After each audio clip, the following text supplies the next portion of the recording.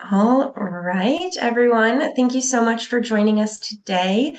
We are so excited to have the Highspot team here.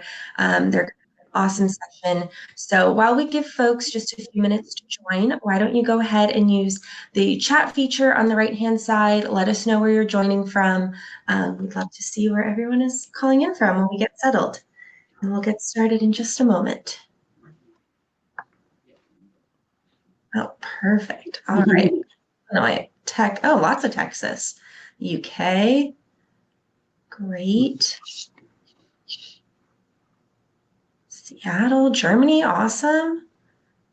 Canada, we are covering everywhere. That's wonderful. Philly area, very cool. Another London, great. Well, thank you all so much for joining. I think we can go ahead and get started. So my name is Nicole Keeson. I'm the event marketing specialist here at Consensus, and I am excited to welcome you to our webinar on go-to-market alignment. So this webinar is presented by Consensus. Consensus is the product experience platform that empowers sales teams to deliver interactive demos, engaging product tours, and immersive simulations, unlocking stakeholder insights, reducing friction in the sales cycle, and accelerating every deal. And you can learn more at goconsensus.com. And quickly, I would like to just give a quick plug for DemoFest X London. We will be there October 8th. We had an awesome time in New York City and San Francisco earlier this year, so we're really excited to go across the pond. I hope, whoever's in London or whoever can travel there can join us. You can register at demofest.com, and I will also put the link in the chat in just a moment. Okay, so let's jump in. We encourage you to participate in today's webinar. Our speakers will answer any questions at the close of the event, but you are welcome to post your questions at any time using the Q&A feature on the right side of your console. And if at any time you're having technical difficulties, just locate that little gear icon on the bottom of your screen, and it'll give you some info to help you troubleshoot. But with that, we are joined by Lucas, Haley, and Rex, and I will turn the rest of the time over to you guys. Thank you, Nicole. Welcome, everyone. My name is Lucas Welch. I'm the Vice President of Global Corporate Marketing at Highspot. Very excited to be here today with my two esteemed guests. And our topic is, I think, something that is a tale as old as time and a song as old as rhyme, the lack of alignment between go-to-market teams. And yet, despite the fact that it's such a long-standing challenge, in many ways, it might be getting worse. Research from McKinsey, Gartner, and many other reputable firms shows us disconnected sales, pre-sales, marketing, enablement teams are more common than not. And of course, this leads to a myriad of challenges from inconsistent messaging, wasted resources, and a bad customer experience. So together, we all need to fix what's broken and scale what works. And that is exactly what we're going to talk about today. I'm joined by two experienced revenue leaders who are going to keep it real on what's wrong, what to do about it, and what good looks like. And so with that, first we have my colleague, Haley Katzman, Highspot's Vice President of Global Strategic Accounts. Haley, welcome to the show. Thank you so much, Lucas. And hi, Rex. Happy to be here. And we also have Rex Galbraith, who's the CRO at Consensus. Rex, thank you for being here. And as you can see on this slide, speaking of Gartner, I think it points to the sharpness of the issue we're experiencing. So despite the positive proven impact of great go-to-market alignment, only 17% of organizations have a truly collaborative approach.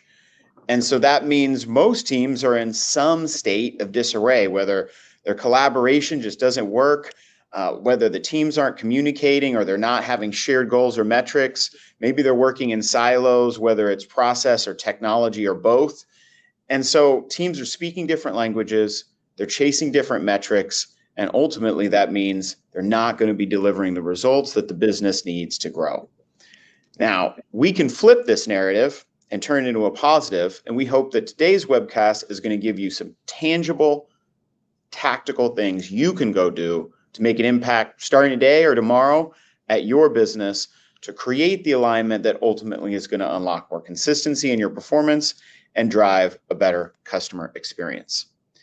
And so with Haley and Rex here, who both lived the good, the bad, the ugly of go-to-market teams through their careers, we want to be outcome focused. And so in that spirit, we're going to have quick takes on questions we believe are going to set you folks up who've tuned in for success in your respective organizations.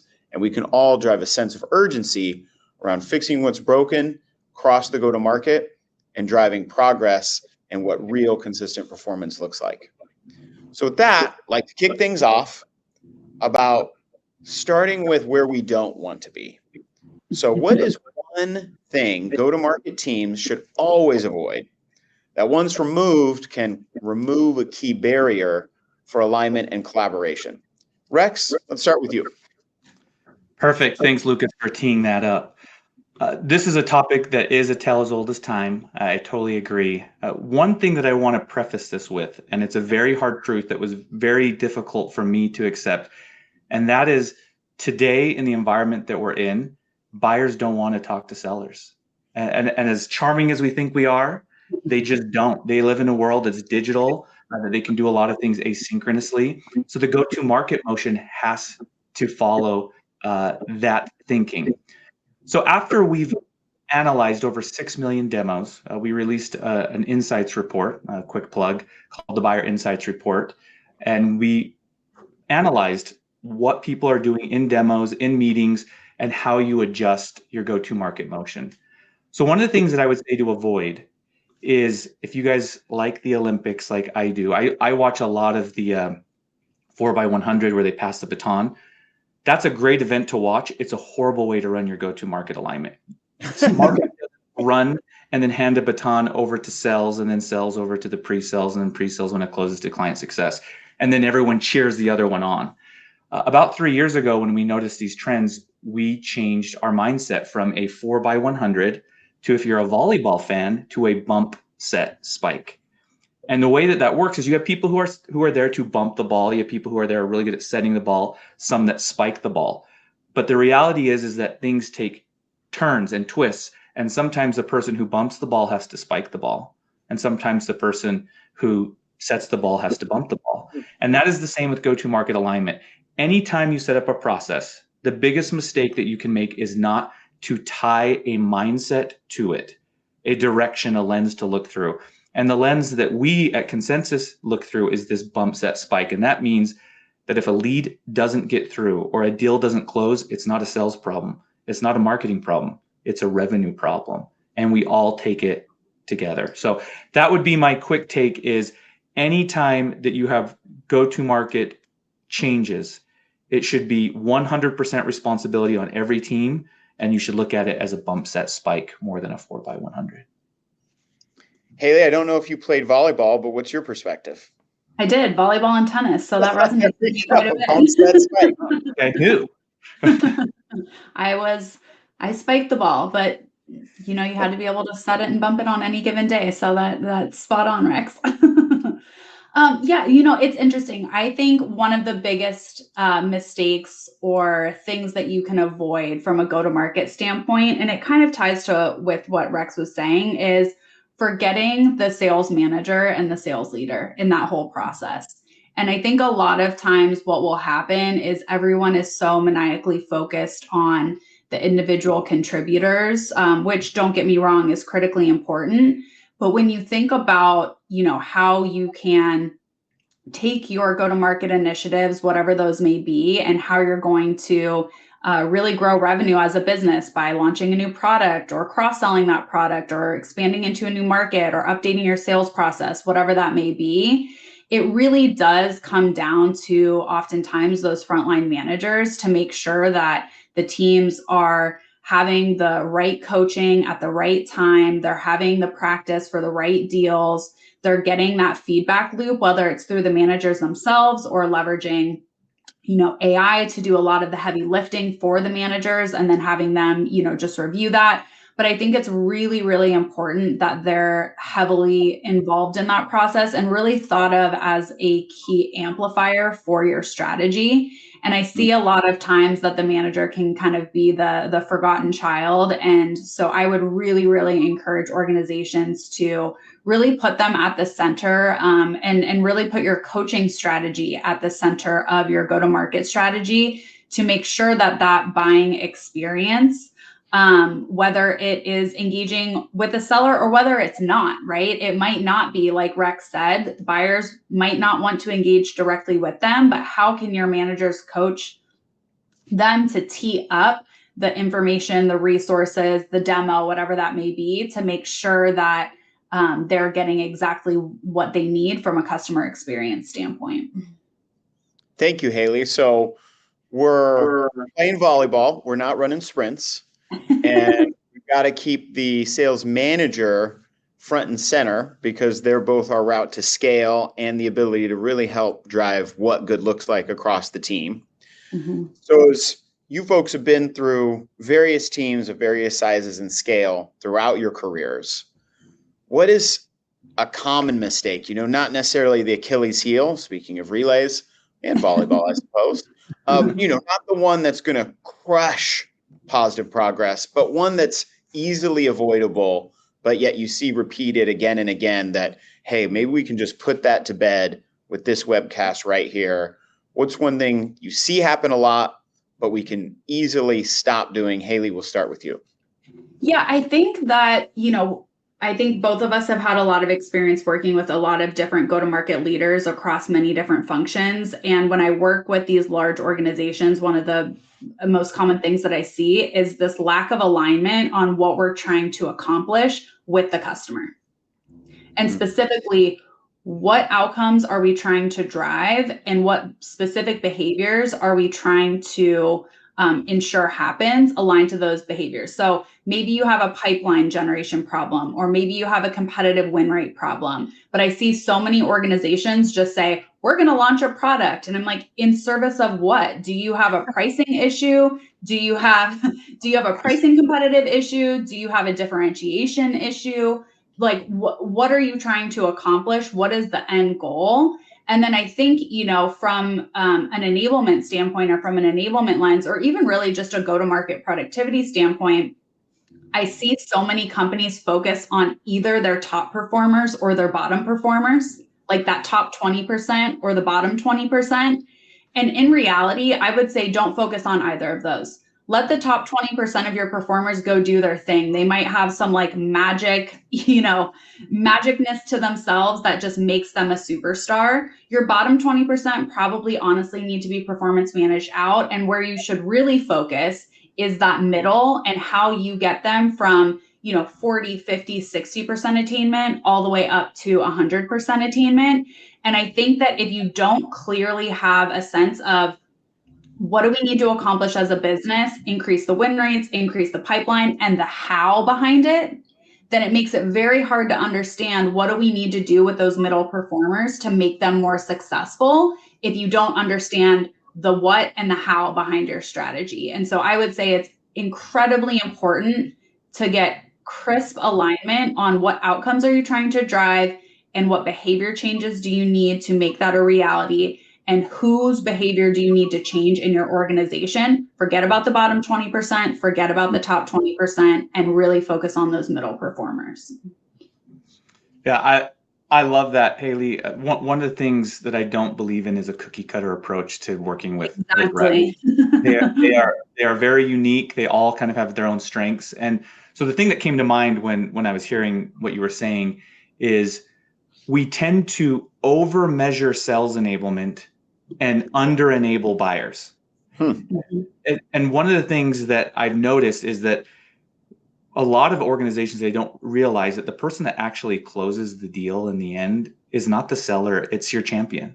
Your champion is the one that's pitching the most, most important conversations, and we're measuring everything about what the seller does, which is important, but we're advancing stages by what sellers do. So one of the things that we started a long time ago at Consensus is all of our sales stages, we call them buyer stages, you cannot advance them based on anything that a seller does. The buyer has to take an action in order for it to move. So whether it's a red line, it's a verbal, it's an executive, the only milestones that matter are what a buyer does. So Totally. you measure activity, but in terms of where the status of a deal is, it's 100% based on the buyer. And that's the go-to market alignment that you can have. And the funnel doesn't stop at close. That's where the fun begins. The funnel continues because it is not until somebody renews that you've actually run a good cycle. Yeah. A lot of people are good reps and they can just get somebody through. Renewing is where you show that you're a good company or not. And then expanding is a different level. So I love the question. If I had to say if there's one thing, is don't over measure on your sales enablement. You should be measuring. Most people make the mistake of not measuring what buyers do, and measure more of things like actions they take, how much they watch the content that you're sending, and you'll start being able to tie those to close rates and other things. I couldn't agree more. I think that I see so many times that people are focused on just measuring the internal activities and not how they connect to the actual buyer behavior. And so that ability to connect the dots between what are your buyers doing, what are the outcomes that you're driving, and then what are the activities associated with that? How do you build a champion? How do you make sure that you're enabling them to be able to sell internally and make sure that your teams are effective in doing that is absolutely critical. You have to be tying all activity to buyer activity. Otherwise, again, I always say, like, in service of what? Like, why are we doing this? Exactly. Yeah, one quick thing, Lucas. A shout out. Rob Jepson's his name. He's actually a sales coach. One of the things he said to me about 12 years ago, maybe 11 years ago, I was asking him, how many calls does an SDR have to make to like hit their goal? And I was thinking he was going to say a certain number, a strategy, and his response always stuck with me. And it just depends how good they are. Because at the end of the day, it doesn't matter if it's 100 calls or 10 calls. It is the outcome. It's what the buyer or the prospect does. And the training is to get you to a point where you can do as few as possible to get the outcome that you want. But sometimes when the skill's not there, quantity does matter. So that's my one liner there that I've always loved, is a lot of times it just comes down to how good you are. And that's why you got to train, to what Haley said, to specific talent levels. The people at the top are going to be able to get more productivity out of the same level of activity that somebody maybe is a mid performer today. Yeah, and get those mid performers up to the top and have them all focused on really where to meet the buyer and what the buyer needs and the value you can offer that buyer. And certainly, in my role from a marketing perspective at Highspot, we use this concept called all bound, which is we're not looking at just inbound and all bound and trying to argue over credit about who created what. It's really about, back to your volleyball analogy, Rex, is the whole system working together so that at any given stage, as the buyer progresses, and as you pointed out, often without necessarily engaging with sales, can we use intent data? Can we use website data? Can we use advertising data? And then the collaboration with sales on what the account intel tells us, what we know about the contacts we have, to really create a situation in which we are bringing value to that buyer for that buyer's purposes, not because we want to talk more about our product.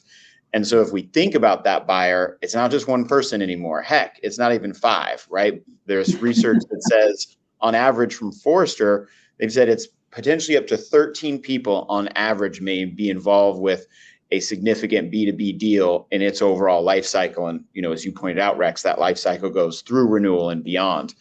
And so if we think about these increasingly diverse and large buying committees, how is that intensifying the disconnect across go-to-market teams as you're trying to deal with different personas and different needs? And maybe what's a path to starting to help the team come together on how to engage those larger buying committees? Haley, I'll pass this one to you first. Yeah, well, I think what Rex said earlier is really spot on, is that taking a cookie cutter approach, it just doesn't work anymore. And I think one of the stats, I was recently at the Gartner conference that both Rex and I are at, and one of the big stats that they released was 30% of the B2B cycles will operate through digital sales rooms by, I think, 2026 or 2027. And in that study, they said that 75% of B2B buyers prefer digital channels for purchases. So if you think about that, there's this significant shift in how B2B sales are being conducted. And if you think about 30% of the sales cycle being conducted through that digital room, when Lucas, you mentioned the 13, 15, I've seen sometimes 50 people involved in, the sales cycle. You have to give them this guided experience where they can engage in one of these digital rooms and get all of the information that they need to have those conversations internally without needing to have a conversation with a human being. Now, the really nice part about the digital rooms is that hopefully on the back end, you're able to capture all of the information and the insights and how they engage with your product in a demo, with how they engage in your content, what they looked at in the digital room. And then I think what's really important is that, okay, if now 30% of the sales process is going to be through the digital rooms and through, not talking to a salesperson, that means that when they are talking to a salesperson or a CS person or whoever it may be, it better be good. It better count, because you're not going to be talking to them that often. And so giving them the insights in how did those 15 people engage with your product? How did they engage on your website? How did they engage in the digital room, so that you can be really smart and customized and pinpointed when you do have that opportunity to have a live conversation is really important. And what I've seen to be one of the most popular things right now is, because you don't want to mess up on that small window of time that you have to have a live conversation, is why not practice that conversation with AI ahead of the call?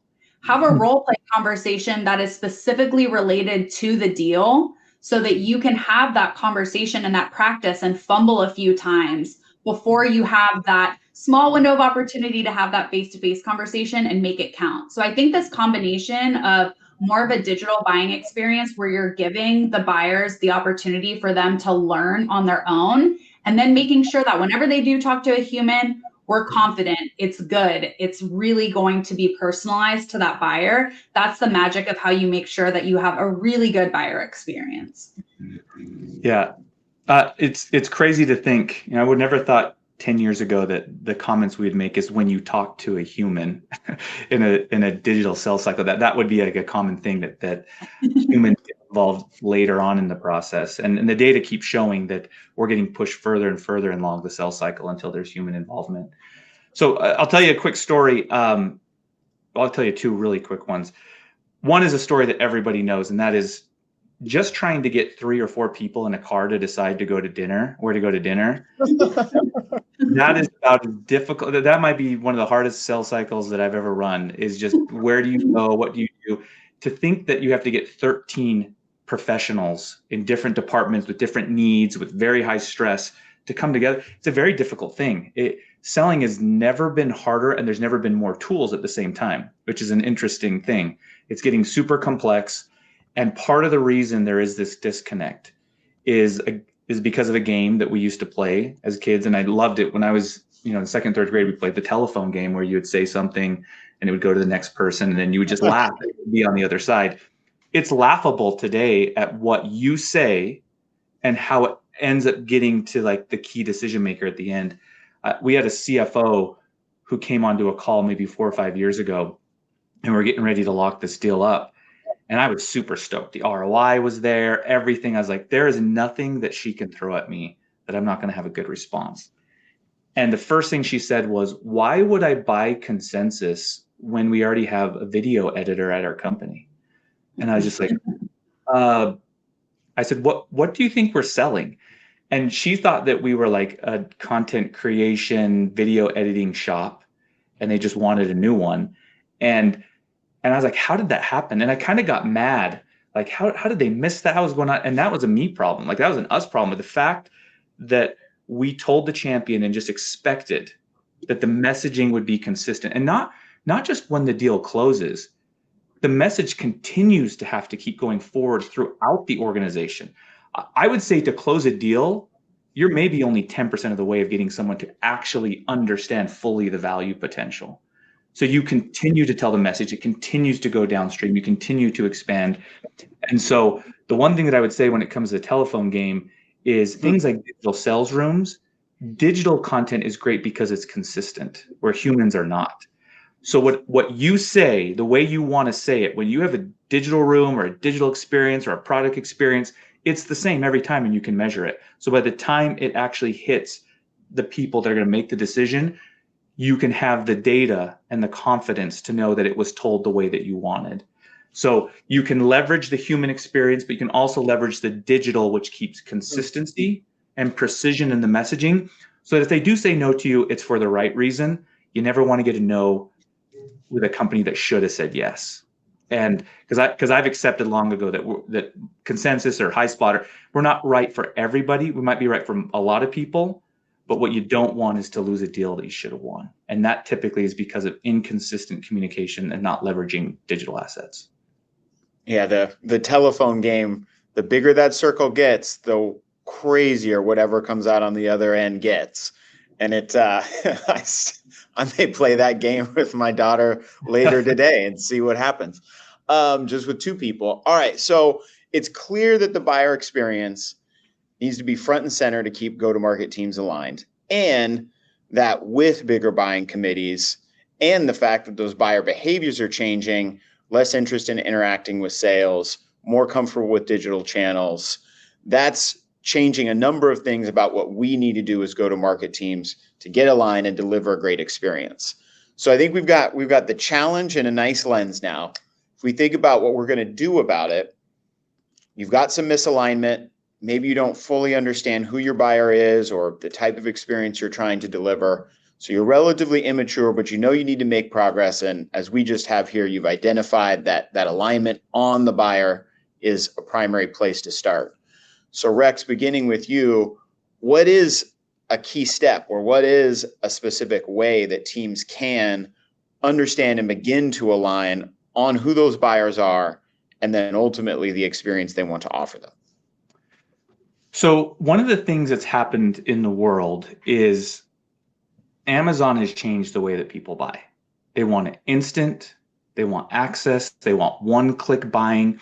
And what I've noticed is what happens in B2C buying experiences is moving. People want that to move to business, to B2B. They want to experience it the same way. And so, for example, the one thing that probably made me have to get 2 garbage cans was one-click buying, because the Amazon boxes that we get, my kids actually ask me what's going on if an Amazon box doesn't show up one day, because they make it so easy to buy. And so we have like this garden of boxes that my kids used to play in, and then we never have enough room. We have to ask the neighbors to throw them away. And it's because they created a buying experience that is just so much easier than going somewhere else. So how do we translate that to, how do you do one-click buying in a B2B world? While that is probably not possible today, what is possible is one-click product and demo experiences, something where you could see the product instantly. The thing that we can't do, where sellers used to have this power, was I'm going to withhold pricing and demos until they give me the discovery that I want.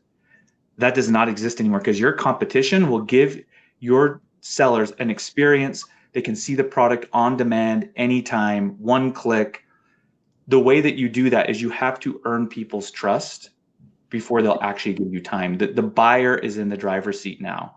We live in their world and we have to adapt to the way that they want to buy. And one of the data points that we've learned in that research of analyzing 6 million demos is that most of the time in a live conversation, the buyer gets to experience the product for about 10 to 11 minutes. So you're doing discovery and they'll see it on average for about 11 minutes. When it comes to them actually engaging with a digital asset, they only do it for about 5.5 minutes. That's our research, is about 5.5 minutes. So you have to do everything in bite-sized chunks. So instead of full-size candy bars, you're giving them bite-size. That's the way that they want to consume it. And then number 2, that bite size will earn you the long form, which is typically the live conversation. So you're giving them bite-sized chunks, whether that's in a sales room, whether that's through an automated demo, whether that's through a video or YouTube, whatever that is, you have to give it to them in bite sizes. So make it so easy that they can get access, not to the whole thing. You're not telling them the whole story, but you're giving them a trailer version in one click. And that will help you win out, because if you don't, they'll go to a vendor that will give them that experience. Okay, give them fun size candy bars to bring them along a journey. I like it's fun size because you say bite size. It's like I mean I want fun size. That's why you're Haley, that's why you're Haley, how marketing. about you? Yeah, I think kind of going back to the, kind of baton analogy, Rex, that you used before, I kind of want to correlate that to something related more to kind of how companies use the analytics and the insights that they get on those buyer experiences. I think I see a lot of companies try and go do something with their internal teams, go do something with their buyers, and then they go and try and measure the outcomes and see, what's working and not. And I think there's this really, unique and new opportunity now because so many companies have so much data about their buyers. Even if you think about things like the digital rooms, you get an understanding of what's happening in how they engage with them. We're recording all of the meetings. You have the data on what your buyers are saying in every single conversation. You have the information on how they're navigating your product from, Consensus as an example. And I think that, one of the things that I would recommend teams to do in getting everyone on the same page is before you go and develop your strategy and go do a bunch of stuff, go and create a bunch of content, create a bunch of training, create product even, right? Look at the insights to see what's working and what's not working with your buyers first before you go and develop that. And I think there's this kind of new maturity for organizations to be able to unlock what is driving the business outcomes, what is making your buyers make that purchase. And then you can work backwards from there so that you're not doing a bunch of unnecessary work. You're actually doing more of the work that's actually driving those business outcomes. And so I would say start with the end in mind, with the insights that you have from all of the incredible data that you have about your buyers. Get alignment around that. Start to answer questions like, what are your top sellers doing to win deals? What are your top champions' behaviors in being a champion within your organization? What training programs, skills are driving the highest level of performance? All connected to those outcomes that you're looking to drive. And if you start to do that, I see so many companies right now that have capacity and bandwidth constraints, and companies feel or teams feel like they're being asked to do more with less. And I think there's this really cool opportunity right now to actually just do more of what matters, of what's actually working. But you have to have that North Star and that line of sight to really understand what's working with your buyers first. And that is really where you should root the alignment in understanding your buyers, their behaviors, and how to meet them on their terms. So start with the insights instead of starting with building a bunch of stuff. Totally. So start with the insights on what's really connecting and working with the buyer. It might be helpful if you had Highspot and Consensus to do that. And as you've identified that, you're going to take them along a journey in which you're giving them the fun size, not the full size, so that you're offering value, but you're also creating the type of engagement and experience that we've come to both understand and seek out, primarily because of consumer trends that now really are, I think, Rex, as you said so well, impacting the B2B buyer expectations. So let's see that our audience is either doing or now goes and does those things, right? What's the next step to build in maturity so that you can start to really advance from those kind of core fundamentals to the next level? Haley, what would be your next step?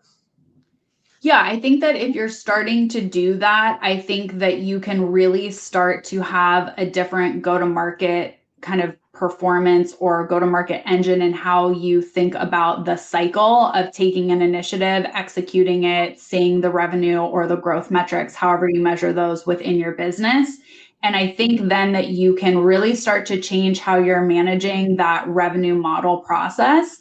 And so you can start to be a lot more prioritized and focused on what you're doing as a business to ensure that it is, again, only the things that matter that are actually driving the outcomes that you're looking to drive. So usually what I see if companies start doing this, they kind of go through this maturity curve. And I see that when companies really start to be rooted in the data of what's happening with their buyers, then that's kind of the next phase that they can get to really optimize their go-to-market strategy.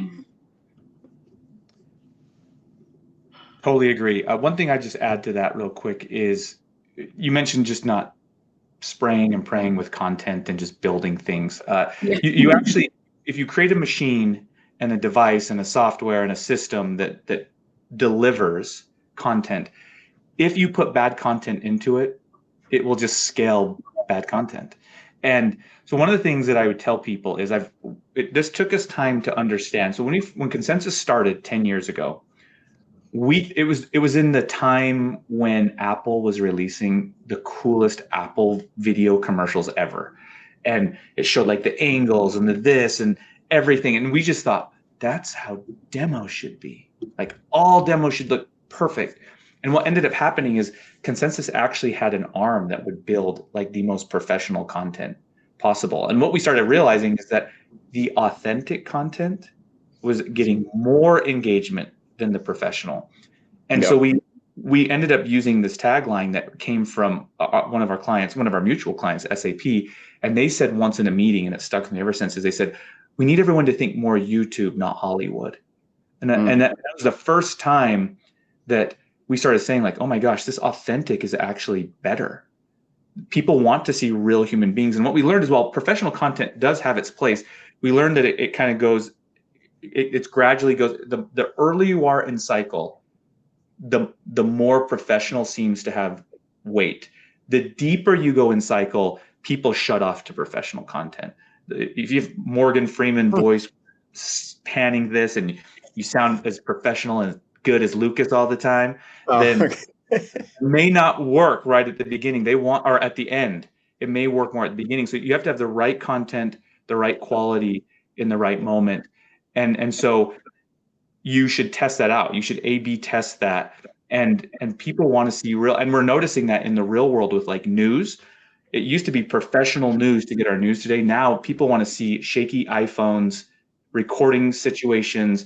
That seems more real to them, because the second we see very high produced, it means that every word was manicured and that it was made in a way to get you to move in a certain direction, where if it's off the cuff, it seems to come more from the inside and less maybe trying to drive a certain behavior. So that's one recommendation I'd make is know when to use professionalism, high quality versus authentic.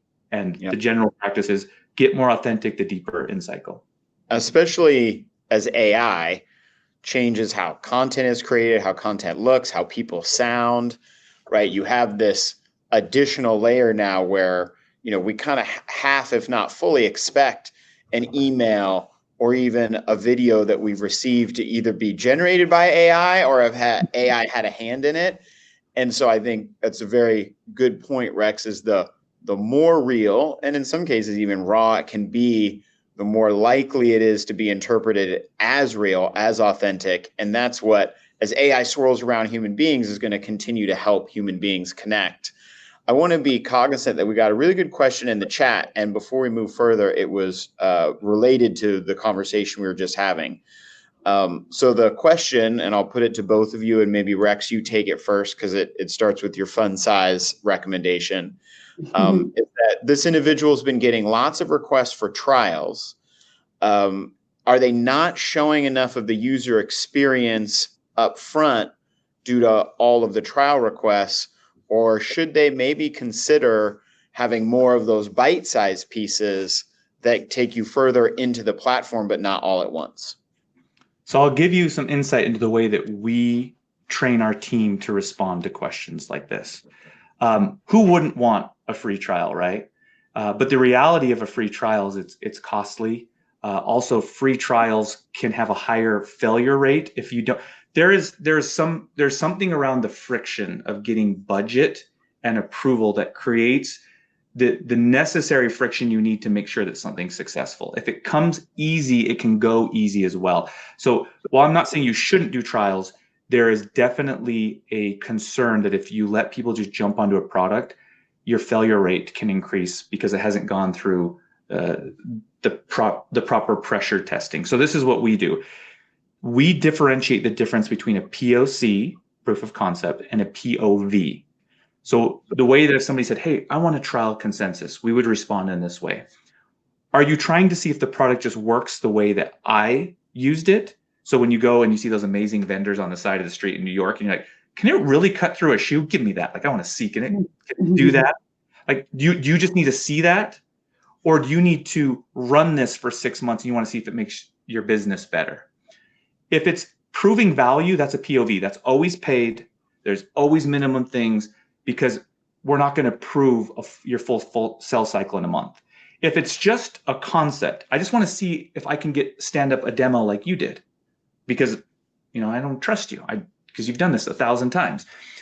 That can be an unpaid thing. And so what we do is we'll say, hey, there's a limited time.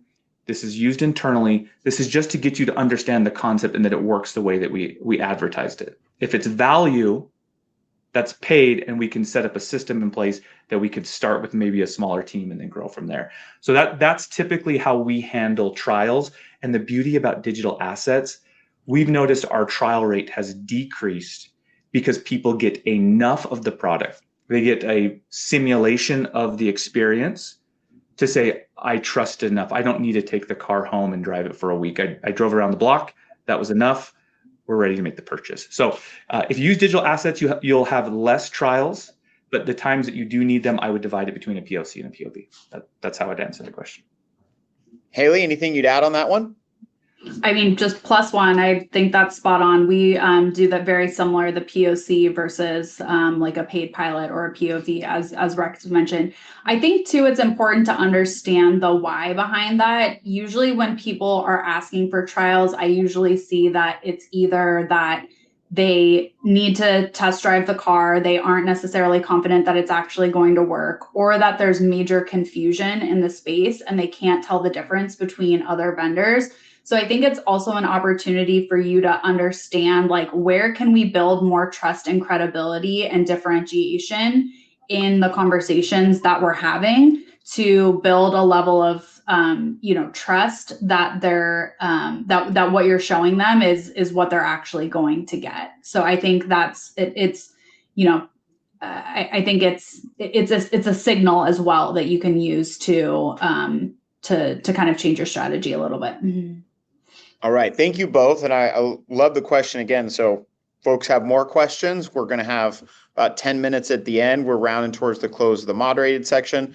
Of course, as you just saw, if you've got a burning question and it's related to something that you hear our fabulous panelists talk about, I'll kick over to the chat, pull that in as part of the conversation.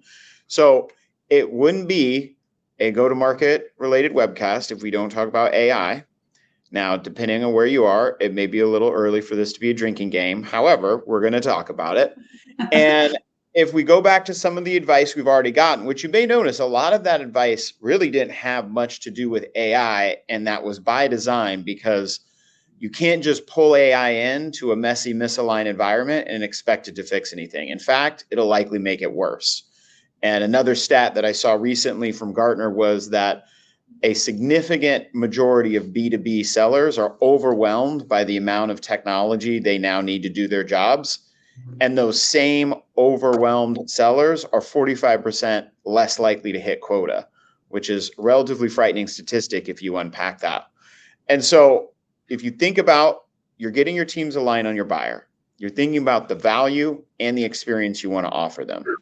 You've started to construct a fun-sized journey for them that uses all the data and intent you can understand about what they care about, what they're looking for, to create an engagement and a journey that doesn't necessarily need sales involved all the time and offers you the consistency of a digital experience. And now you've got a foundation on which, if you pull in AI, you can extend the impact of your teams and you can start to accelerate the growth that you can drive. So if we look at that situation, starting with you, Haley, I'd love your perspective on, you've got that foundation in place that we've talked about kind of for the last half hour now. What's that first and/or appropriate step to think about where AI can help you make a positive impact and not overwhelm your field? Well, I think that it's really interesting to just see the evolution of AI to go from, more automation to generative to agentic, and just seeing the evolution of AI itself. And I think that in a world where you have to figure out just where all the processes are to automate, I think it can be very overwhelming because AI becomes kind of like this, point functionality that people are kind of stitching together a bunch of different use cases. And I think where there is a huge opportunity and where there's the kind of next maturity is really to think about this kind of agentic AI. And I think the reason that that's important, and Rex, you mentioned this earlier, you said like, if you have a bunch of bad content, then how is that going to help your team? Well, the interesting part is if you're connecting everything that you're doing to those buyer engagements through digital rooms, through recording the meetings, you can put a bunch of bad stuff and a bunch of good stuff. And the agent, if you have an agentic layer that sits on top of the solution, it will tell you and connect the dots between what's working and what's not, so that you can then, instead of having this kind of reactive model where people have to go take activities or find things, they can just have a conversation with an agent that then gives them all the information they need, whether that's the buyer, whether that's the seller, whomever that is, or whether it's the leadership team asking business questions to an agent to understand what's happening across various parts of their business. So I think that this ability to have an agentic layer sit on top of the platforms, as long as you're collecting the right data, it doesn't matter if the outcomes are good or bad. The agent will know if it's good or bad as long as it's tied to the outcomes. You just have to have the right data that you're capturing through tools like Highspot and Consensus and your CRM, and whether it's Zoom or Teams or whatever those may be, that you're capturing those engagements. But you don't have to worry as much about like cleaning everything up, because the agentic layer that sits on top of it can figure out exactly what's working and what's not working. And I think that that's really powerful, and definitely the next level of maturity that I'm seeing a lot of the top performing, early adopting companies starting to leverage. Love it. That's a great example. So I have a couple things I want to share with AI, but I'm going to do it through a more negative lens of what you shouldn't do. Oh, it's going to get spicy. Yes, because I don't want to come off as an AI hater, because I love it. My action button on my iPhone goes to Gemini. So that my kids will even tell me, oh, there goes dad, he's going to ask Gemini again. Like if I hear something on the radio, I like fact check with Gemini. I do everything. But here's two things that I shouldn't get caught up doing, and you shouldn't either. And maybe that the reverse of that is probably where you could focus your time. And number one is AI can't build authentic relationships. And two, it can't be held accountable for you missing your number. So the thing that I would say is a company hired you. This is not just a set it and forget it technology, and no technology is. I run from people in sales cycles that tell me that you just buy our tech and it just works, and you just buy it and you move on. No technology works like that. No. Highspot does not. Consensus, it takes effort, but the outcome is much stronger with the effort that you'd put in without it. And the same thing is with AI. So when I tell you authentic relationships, you should not use AI to replace what you're doing authentically. For me, with emails, I have it help me get 80% of the way, and then I put my touch and flair on it, and you make it you and genuinely you. I'm very aware of making sure that the narrative and who I am is enhanced by AI and not replaced. And the soul of a company should be the same. The second, with accountability, if you use an AI model and it fails, AI is not going to get fired. You are. So the thing I would say is use AI. You should understand it. It'd be like somebody in the 90s saying, I don't need the internet. I've ran my business for 40 years without it. Mm-hmm. That will be the same with AI. You have to adapt it. But what you can't do is just hand it over and put your responsibility and your career on it. It is a tool, and you are the one that's wielding it. So I'm a huge fan of AI. It's something that Highspot's built into their technology. We've built into ours. But just make sure that you're using it the right way, because just like any tool, it can be a tool that can advance your business, and it could be a tool that destroys your business if you don't use it right. And I think the kind of exciting thing Oof. about it too is when you think Hot about in when you think about, Rex, even when you just said, just for something as simple as writing an email, it gets you 80% of the way there. I think that's emblematic of what's kind of exciting about AI is, okay, with that time that you've been given back, now what are the things that people can do now that you're opening up capacity for some of those administrative, tactical type things? And so I think that the human is so critically important from the strategy standpoint. And what I see is a lot of teams that are historically bogged down by tactical administrative work are now able to offload that and then open up all of their capacity to get promotions, get a seat at the table, be more strategic in their organization because they're actually able to focus on things that are actually going to drive the business forward as opposed to just some of that administrative stuff. Even something as simple and relatively boring, right? As how do we govern our content and make sure that we don't have items that have been stale for 6 years in there? That shouldn't be something that humans have to do. The AI should just do that for you so that you can think about your strategy, right? And so I think there's a really exciting opportunity for it to help up-level people and get people a higher seat at the table by moving some of that administrative work. Hey, I just wrote that down. When you said that, it told me that everyone gets the benefit of AI. The people who get the advantage are the ones who use their time that they've saved. 100%. Yeah, exactly. Criticism is what you do with the free time that you get from it, and I love that. I actually am gonna have to noodle more on that. So, that's a great comment. Absolutely. All right. Well, we're rounding towards the end. Want to make sure we open the floor for any more questions from our audience. Thank you all again for being here with us, being a part of this conversation. We've heard start with the buyer. Use all the data that is now available to us to really understand that buyer and recognize that, as Rex said at the outset, that buyer may not want to talk to you for a very long time as part of their educational journey. So use the consistency that a digital journey can create in fun-sized pieces of your value proposition and your products and services to help them advance on that educational process. Think about how you're going to bring the middle of your performers up, keep that sales manager at the center, and AI needs to work for you, not the other way around. Just a few of the takeaways we've gotten today from this great conversation. So with that as our setting, folks have questions in the chat. I'll check them out now. Would love to bring them to Rex and Haley. I've got one more for them as we close out, but if you folks have anything that you'd like to get to that's specific to the situations, the challenges, the priorities you have, let's see what we've got in the chat.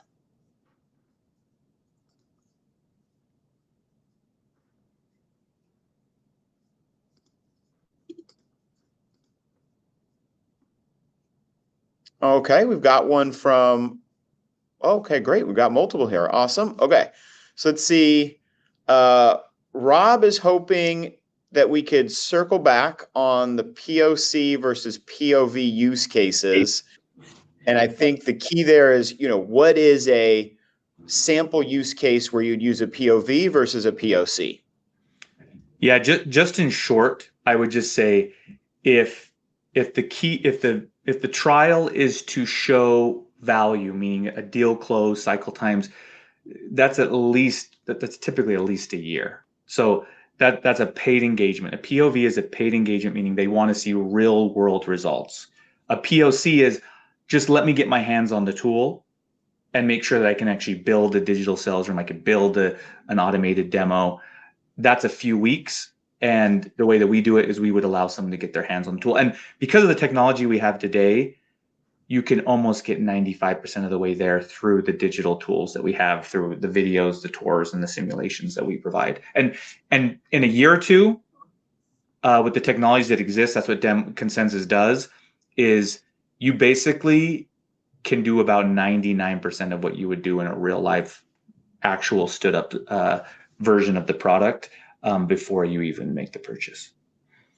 And since we've got multiple questions, thank you, Rex. We're going to go with that as the answer because, Haley, I've got one for you, which is, you have this consistency, as Rex talked about, through the digital. You can see the data, you can understand what people engage with, et cetera. Now, there are also some pros and cons to if you get to the buyer really late, and we see this in some of the data, obviously an experience in which they never really engage with the team with whom they're buying from, we see greater remorse on those decisions.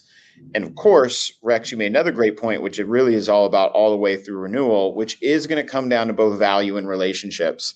So, Haley, I'd love your perspective on the balance between that digital journey, but finding ways to still engage in person and make a relationship happen. Yeah, I think there's really a big difference between getting to be vendor of choice and then them actually making a decision to purchase your solution. And I think that a lot of the decision making in getting to vendor of choice can be through those digital channels, as we've talked about a lot. I think there's a lot that's going to happen in digital sales rooms. I think a lot of it's, internal conversations that are happening that hopefully your champion is advocating for.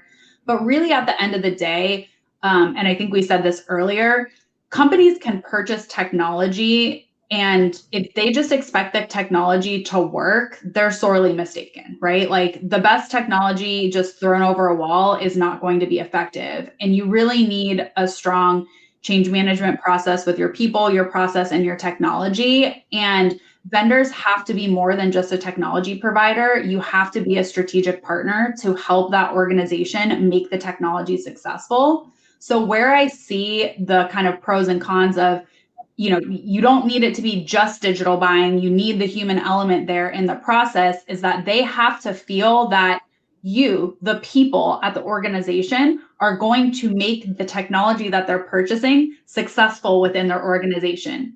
So like when we get insights from our buyers, feedback after they purchase our solution or after they've been customers for quite some time, and half of the time, the reason that they purchase from us is the people. It's the experience that they got. It's the people. And yes, they need to understand the technical requirements and make sure that you get to vendor of choice. But once that part happens, and then they have to cough up, hundreds of thousands or even millions of dollars, they need to ensure that the team of people behind the organization are going to make them successful. So I think both are really important. And you have to have the technology and the digital experience. You also have to make sure that you have a really great customer experience throughout the entire funnel to make sure that they're confident that the technology will work. All right, last question, and we will have gotten to all of them in the Q&A section. And again, thanks for everybody for submitting these questions. Are you seeing more analysts or consultants being engaged by prospective customers? And if so, how does this change that buying committee dynamic because you have a third party? I'll kick it off with 20 seconds, which is, at least in my world, and particularly as it relates to my work at Highspot, we see folks like Gartner, like Forrester, pretty frequently engaged by both existing customers and prospective customers to help them understand the market, help them hone in on the use cases that matter, and often create a short list of vendors. And I think that really leads in my recommendation, and then I'll pass it to Haley and Rex, let you close out. My recommendation is this is where, depending on your role, you want to be tight with your core marketing team.